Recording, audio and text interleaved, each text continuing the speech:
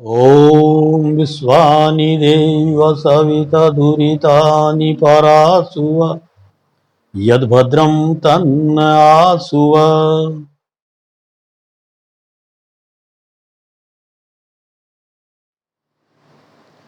महर्षि दयानंद सरस्वती भारत के स्वतंत्रता संग्राम के ऐसे पहले पुरंदा थे जिसने भारत के लोगों को एक स्लोगन दिया, गुलामी की चुपड़ी रोटी से आजादी की सूखी रोटी ज्यादा सार्थक और ज्यादा पोषक है। महर्षि दयानंद के पूरे आंदोलन को, आर्य समाज की पूरी गतिविधियों को देखते हैं। तत्कालिक समय में भारत अंग्रेजों का गुलाम था, तो सबसे ज्यादा हिस्सेदारी आजादी के आंदोलन में आर्य समाज की रही। ये मैं नहीं कह रहा, ये कोई आर्य समाज का विद्वान, आर्य समाज का नेता नहीं कह रहा। तत्कालिक समय में भारतीय राष्ट्रीय कांग्रेस के प्रेसिडेंट डॉक्टर सीतापी भट्टारमैया भारत की आजादी के आंदोलन का जब आलेख लिख रहे थे, इतिहास लिख रहे थे, तो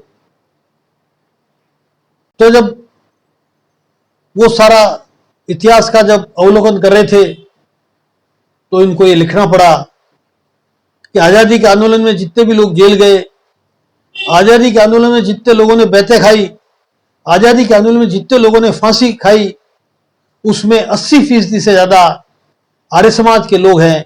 जब ये हम पढ़ते हैं डॉक्टर सीतापी भट्टारमैया का ये आलेख, तो हमें बड़ा गर्व होता है। आइए मैं आपको बताना चाह रहा हूं उस आर्य समाज ने किस तरह से आजादी के आंदोलन में हिस्सा लिया। मैं एक उदाहरण आपके सामने पेश कर रहा हूं। पिछले हिस्से में मैंने महर्षि दयानंद के कलकत्ता प्रवास में एक प्रसंग आपको दिया था, वैज्ञानिक प्रसंग था। उसी कलकत्ता प्रवास में दूसरा एक प्रसंग आपके सामने रख रहा हूं, जिससे आपको आभास होगा कि महर्षि दयानंद के दिल में कितनी आजादी के आंदोलन के प्रति आग लग रही थी। पिछले दफे भी मैंने पंडित केशव चंद्र सेन का जिक्र किया था। पंडित केशव चंद्र सेन ने प्रयत्न पूर्वक महर्षि दयानंद की वार्ता तत्कालिक वायसराय नॉर्थ ब्रुक से करवाई थी। जब महर्षि दयानंद वार्ता करने पहुंचे तो नॉर्थ ब्रुक ने आदरपूर्वक महर्षि दयानंद से पूछा, स्वामी जी, आप जब प्रवचन करते हो तो आपको कोई तकलीफ तो नहीं होती? महर्षि दयानंद ने कहा, मुझे किसी बात की तकलीफ नहीं होती। आपका एक दरोगा आता है कुछ सिपाहियों को लेकर, मेरे प्रवचन के स्थान की सुनिश्चित व्यवस्था कर देता है और मैं आराम से प्रवचन दे देता हूं। फिर उन्होंने पूछा, और किसी बात की तकलीफ तो नहीं होती? आपको कोई परेशान तो नहीं करता? महर्षि दयानंद ने बेबाक कहा, मुझे कोई परेशान नहीं करता, मैं आराम से प्रवचन देता हूं, लोग आराम से प्रवचन सुनते हैं और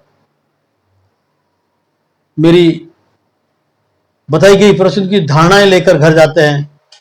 तब नॉर्थ ब्रुक ने कहा, स्वामी जी, जब हम इतनी व्यवस्था आपके लिए करते हैं तो आप भी कुछ अंग्रेजी सरकार के लिए कुछ बोलिए। कम से कम इतना कह दीजिए प्रवचन के बाद कि अंग्रेजी सरकार अच्छी है, उसकी शासन व्यवस्था अच्छी है, लॉन्ग लिव द किंगडम, ऐसा कुछ बोल दीजिए। तुरंत महर्षि दयानंद ने गुस्से में होकर कहा कि मैं आपकी सरकार को लॉन्ग लिव कहने के लिए प्रवचन नहीं करता। मैं तो ये कोशिश करता हूं कि जितना जल्दी से जल्दी अंग्रेजी सरकार यहां से कूच करे, यही मेरा प्रयास है, यही मेरे प्रवचन है। मैं प्रवचन कोई अंधविश्वास और केवल पाखंड और अंधविश्वास को समाप्त करने के लिए नहीं करता। मेरे प्रवचनों में भारत देश गुलाम है, इसको कैसे गुलामी की बेड़ियों को तोड़ा जाए, इसका प्रयास भी रहता है।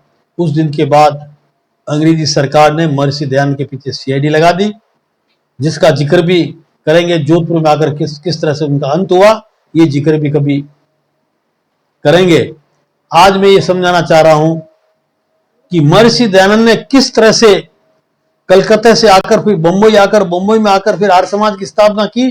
और आर्य समाज की स्थापना के बाद जब वो लाहौर तक पहुंचे तो लाहौर में उनकी मुलाकात सरदार अर्जुन सिंह से हुई। सरदार अर्जुन सिंह वही और सरदार अर्जुन सिंह थे जो भगत सिंह के दादा हुआ करते थे। भगत सिंह के दादा जब महर्षि दयानंद के संपर्क में आए तो महर्षि दयानंद को सीख दी कि सरदार जी, देश गुलाम है, सबसे पहले हमको इसके आजादी के लिए प्रयास करना चाहिए, प्राण प्रण से आप जुट जाओ आजादी के आंदोलन के लिए। वो सरदार अर्जुन सिंह एक हाथ में ओम का झंडा और एक हाथ में तिरंगा झंडा लेकर आजादी के तराने गाते हुए पूरे पंजाब में घूमा करते थे।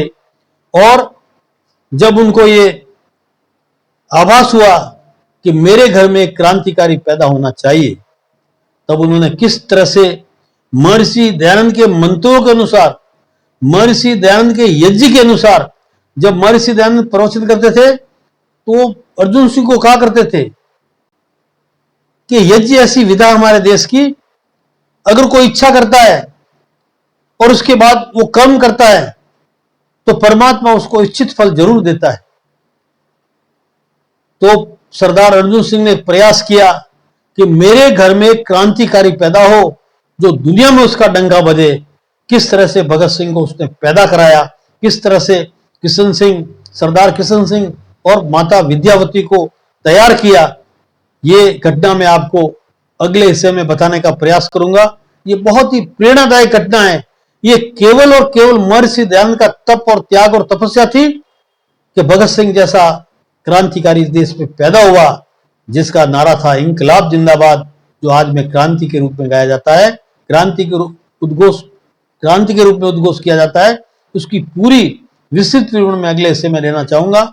मैं आपसे निवेदन करना चाह रहा हूं कि जिस तरह से महर्षि दयानंद ने क्रांति की बुगुल बजाई, जिस तरह से महर्षि दयानंद ने आजादी के आंदोलन में अपने कार्यकर्ताओं को झोंका, आप ज्यादा से ज्यादा इसको लोगों तक पहुंचाएं, ज्यादा से ज्यादा संगठनों में पहुंचाएं, ताकि महर्षि दयानंद की प्रेरणा आज भी जिंदी रहे और आज आजादी के बाद हम देश को कैसा बनाना चाह रहे हैं उसकी प्रेरणा हमारे नौजवानों विद्वान रहे। मैं इसी अपेक्षा के साथ अपनी बात को अगले हिस्से के लिए छोड़ते हुए विराम देता हूं। धन्यवाद। ओम सम।